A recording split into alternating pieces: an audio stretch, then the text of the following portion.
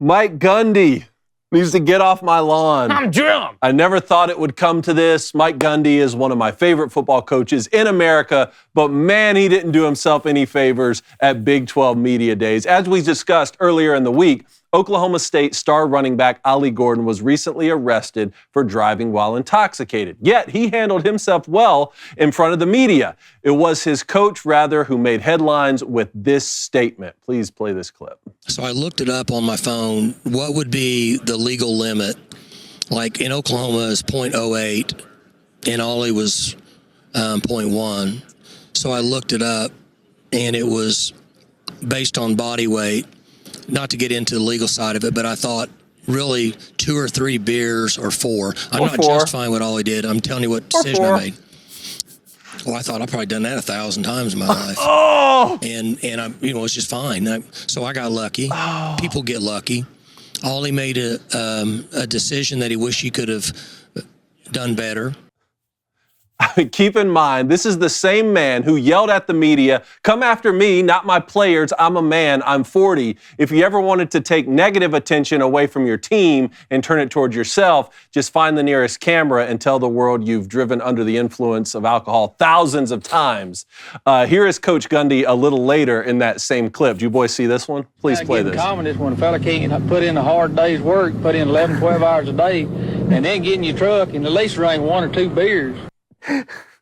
I kid Coach Gundy. A part of me is torn on this because Mike Gundy has entered the national coaching treasure territory, very similar to Mike Leach and Bob Green. So these legendary sound bites are always welcome. But on the other hand, how are we helping the team here, Coach? I mean, the Cowboys returned 20 starters on both sides of the ball, a veteran quarterback, a 1,700-yard tailback who finished 7th in Heisman Trophy voting. The last thing we need is to calculate blood alcohol beer math on live television. Leave that to us. That's our job. That's the only math Blaine's good at. Come on, I can't read. Here's all that's needed to be said, okay? And this is Coach Cone coming out for you today. And fellow coaches out there, feel free to copy and paste this verbatim should you need.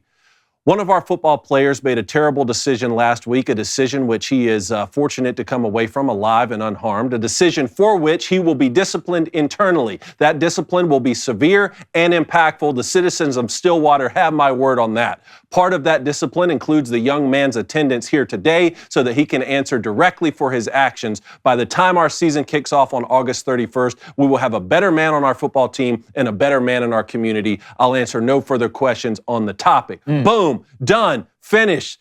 Instead, God bless the PR team at Oklahoma State. This is not forever, though, Coach. You will be invited to future barbecues, but for today, you must get off my lawn, and we're taking your keys away from you as well. Look, man.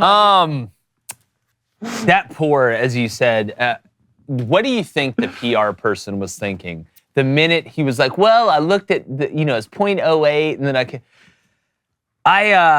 and drinking and driving, like we talked about, we lost, a former player of ours the other day, Kyrie Jackson. It's no laughing matter, but just the way that Coach Gundy, I don't think he could have answered that worse. You say, I've done that 1,000. My uncle gave me some, not my uncle who's still lives with my grandmother, but the one who's cognitively not impaired, said that just because you can say something doesn't mean you should say something.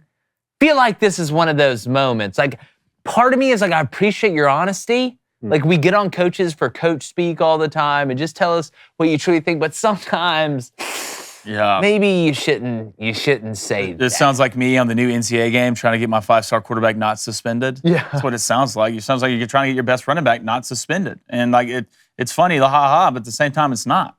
You're like, dog, we just pulled up the top 100 list of the NCAA, and they got you at 3, brother. You're about to make a lot of money. And you're doing this? You're doing this stuff? Like what he said, I had coached a kid who's got buried who I loved. I loved at 3 a.m. because someone thought this was funny. It's not. Yeah. Grow up. 1,000 times. 1,000 times. And look, again, it's I hope Ollie Gordon learns from it. He'll be better for it. And, thinking about it, I am glad they sent him to media day.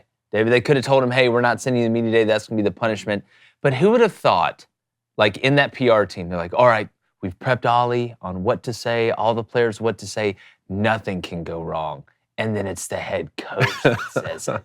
Like you got Like, I mean, goodness gracious, dude. You got Jamie Lannister. Like, he stabbed the king in the back when he turned around. The king stabbed himself in the back. YouTube was popping. Appreciate you guys stopping by. If you get a chance, hit that subscribe button if you haven't already. Please keep sharing the show. Hit that like button. Keep commenting. We love all the action we're getting with you guys, and we hope it continues. Thank you.